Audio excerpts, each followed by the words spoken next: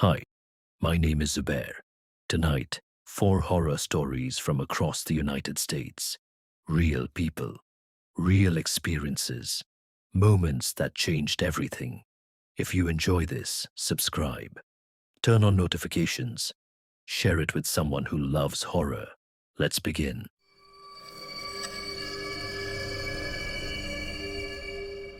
My name is Aaron. This is why I stopped walking alone at night. I couldn't sleep, so I went outside.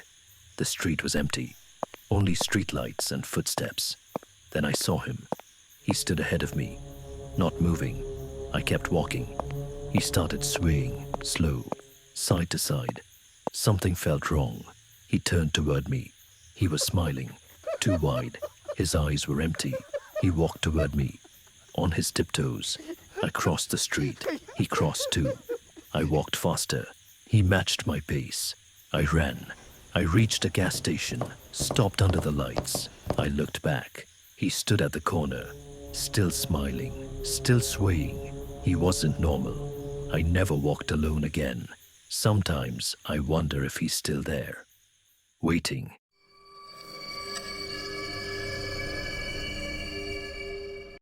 My name is Ryan. I worked search and rescue for years. There are things in the forest you don't report.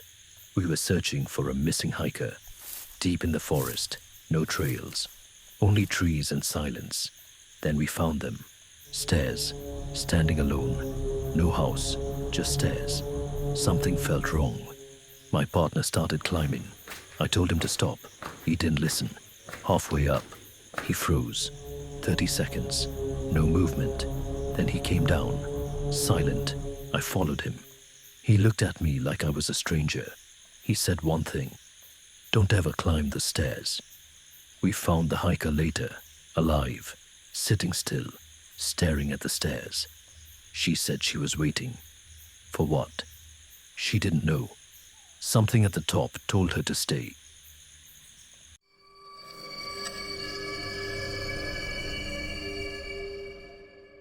My name is Diane. My apartment faced another building. One unit stayed dark for months. Then one night, the light turned on. A figure stood at the window. Every night, same position, watching me. I tried to ignore it. Then I waved. No response. The next morning, a note was under my door. "Please stop looking back." I asked the building manager. That apartment was empty. The last tenant died inside. Found at the window, facing my building. I moved out that week. I never looked back.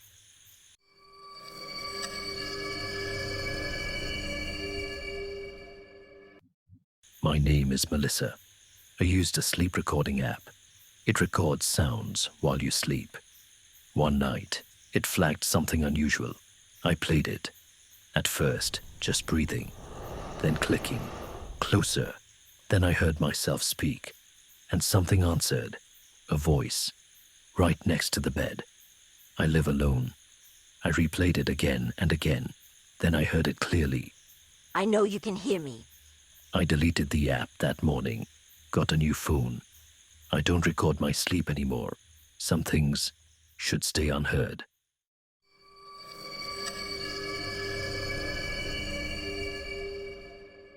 My name is Kevin. I work late shifts, so I take the subway home around 2 a.m. Most nights, it's empty, just a few people.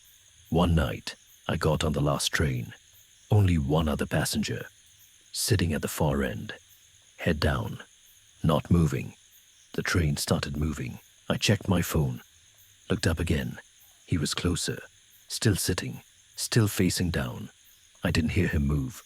I told myself I just didn't notice. Next stop, doors opened. No one got in. I looked again, closer, 3 seats away now. My chest tightened. Still no sound, no footsteps, just closer. I stood up, walked to the next car, sat down. The doors closed. I looked up. He was there. Same position, same stillness, right across from me. I ran to the doors, waited for the next stop. As soon as they opened, I got off. The train pulled away. I looked through the window. He was standing now, looking straight at me. His face was completely blank. No eyes, no mouth, just skin. I don't take the last train anymore.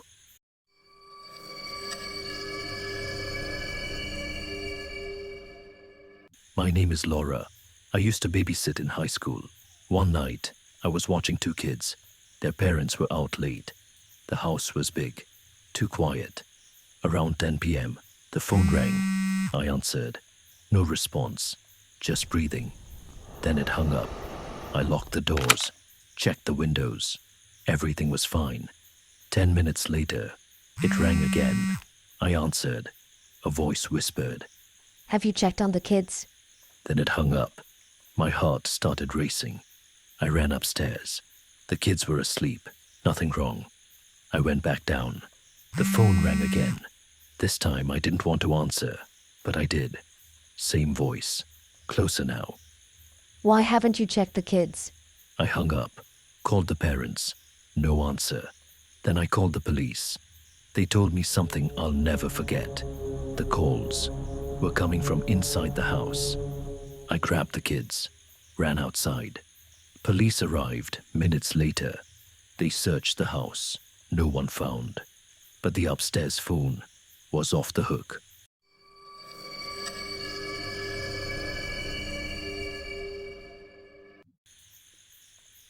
My name is Daniel. I was driving through Nevada late at night. Empty road, no cars, just desert. I passed a gas station, closed, kept driving. 20 minutes later, I saw the same gas station again. Same sign, same broken light. I checked my GPS, still moving forward. I drove faster. 10 minutes later, same gas station. This time, the lights were on. I slowed down. There was someone standing outside, not moving, watching the road, watching me. I didn't stop. I kept driving. My hands were shaking. 5 minutes later, the gas station again. But now, it was right in the middle of the road. I slammed the brakes. The car skidded, and everything went dark. I woke up at sunrise, parked on the side of the road. No gas station, no buildings, nothing, just desert. My GPS had no record of the drive.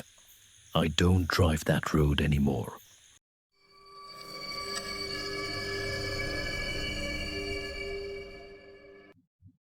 Hi, my name is Kevin, and I want to tell you something that happened to me 4 years ago in a parking garage on the north side of Chicago.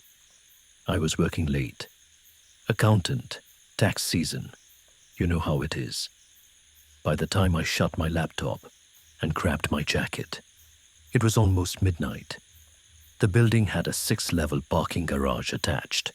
I was on level 4. I took the elevator up alone, walked out into that cold concrete silence, and immediately felt something wrong. Not dangerous, not threatening, just off. Like the air in the garage was holding its breath. There were maybe 15 cars left. Mine was near the far wall. I started walking, footsteps echoing, lights buzzing overhead. One light at the far end was flickering. That's when I heard it. Breathing, coming from between two cars, about 20 feet to my left. I stopped. The breathing didn't stop. I told myself it was someone on a phone call, someone sitting in their car. Normal explanation. I kept walking. 3 steps later, I heard footsteps behind me, slow, matching mine exactly. I walked faster. They walked faster. I stopped. They stopped. I turned around. There was a man, standing between 2 cars, about 30 feet behind me, completely still, tall, dark jacket, hands at his sides. The light above him was flickering. I said, "Hello? Can I help you?" Nothing. He didn't move, didn't speak, just stood there, watching me. I turned back, walked faster. My car was close now. I could see it. Just get to the car. Just get to the car. The footsteps started again. Faster, closer. I reached my car, dropped my keys, picked them up, unlocked the door, got inside, locked it. I looked in the rearview mirror. He was behind my car, 10 feet away, just standing there, looking at me. The light flickered. Every time it came back, he was closer. I started the engine, reversed slightly. He didn't move. I honked, loud. The sound echoed everywhere. Then, silence. He was gone. Not walked away, not moved, just gone. I drove out fast, didn't look back. When I got home, I noticed something. On the rear glass, a handprint, right in the center, pressed flat. But the direction was wrong.